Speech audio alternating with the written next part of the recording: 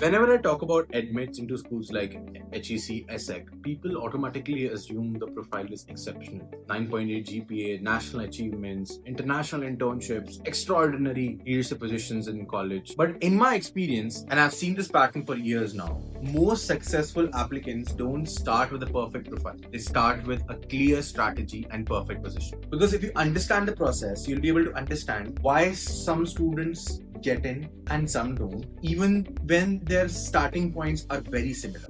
So when the student came to us, there was nothing that we can call out as bad. It was just that he was very average, just like a lot of individuals, a lot of Indian individuals who are applying to these top schools are. Decent GPA, couple of internships, couple of campus activities, but nothing that stood out on its own. And like most students that I speak to, he felt like he had to create a whole transformation of his profile to even stand a chance. So according to him, I need to get an internship from one of the big threes, big fours. I need to have an amazing GMAT score, GRE score. But in my opinion, dramatic transformations rarely help. First of all, they are very rare to actually happen. What schools look for is coherence in your story. That is what makes sense. So once he joined us, the first step was assigning a mentor. And I think this is where the things started shifting for him, because he got someone who has gone through the whole process themselves, who was working in Netherlands, someone who understood exactly what schools like ESSEC looks for. That mentor from Netherlands spent the first couple of sessions not telling him what to write, but helping him gain clarity. And I remember this very clearly because I was the first person whom he talked with.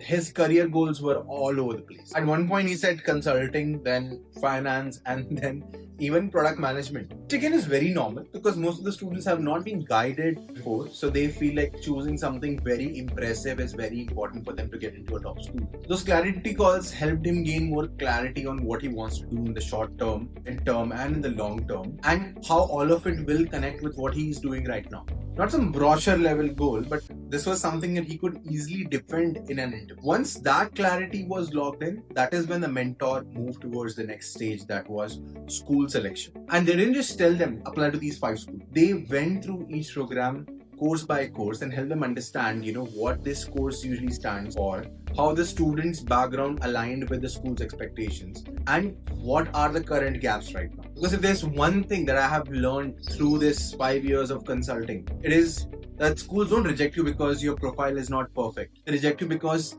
the profile does not make sense to them. And because he had joined early, we were able to help him take some strategic decisions the next few months, which eventually helped him do those things and excel in those things, which eventually shaped his essays. The mentor guided him on some small but very strategic improvements. He didn't just go and build an entirely new life. That's not what this is about. He strengthened what he already had. He took more responsibility in the internship that he was doing. He took one relevant project, and he made sure that he has more clarity on what he wants to do right after his masters, and essentially made his current experiences more aligned with what he wants to do after his masters. And then came the essays, and this is one very crucial step in the journey because most students try to write answers that look exactly like their resumes. So when he wrote the first draft, it had the same problem. Too much narration, too much achievements, and too little clarity about why him. And that's exactly why we ask the students to write the first draft, because if you don't write it, you don't understand where you are weak. Once he submitted the draft, the content editor stepped in. They structured it, they improved the flow, they improved the narration of the whole story, and made sure that it has something that the ESSEC expects. And after that, the mentor hopped on a final review call with him, and they helped him improve the structure of the whole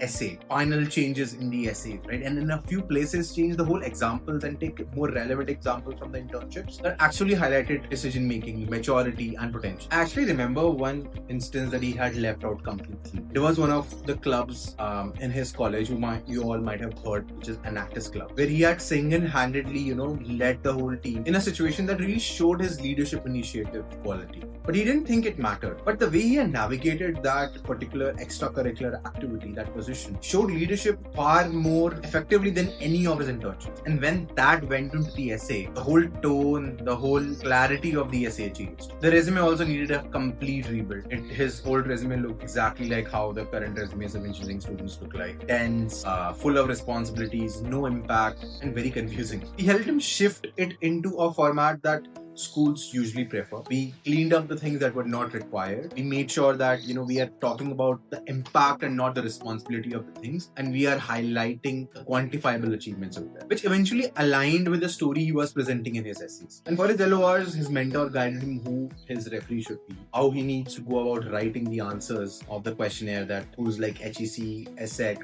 and LBS provides. Because a generic Rahul is a very sincere, hardworking, and punctual person. Does not help anyone. And one interesting part of the journey was, and again, which is very common among 90% of the applicants who work with us, who reach out to us, is that he didn't have a GMAT. So we help him take the right decisions, right? When to take it, what happens if you're not prepared by the time you want to take it, what would be your backup option, what if you don't get the right score, and which round would make the most sense for him. That planning sort of reduced his anxiety a lot because he always had someone to consult, to talk to. Plus, a lot of individuals think that everything needs to happen at once, right? Like they want to do the GMAT first and then they will do things. All of it just needs to be structured well. And one thing he told me later was he never felt the process was rushed. First of all, he started earlier, but it was a very smart and strategic decision. Secondly, it's very intentional from our side.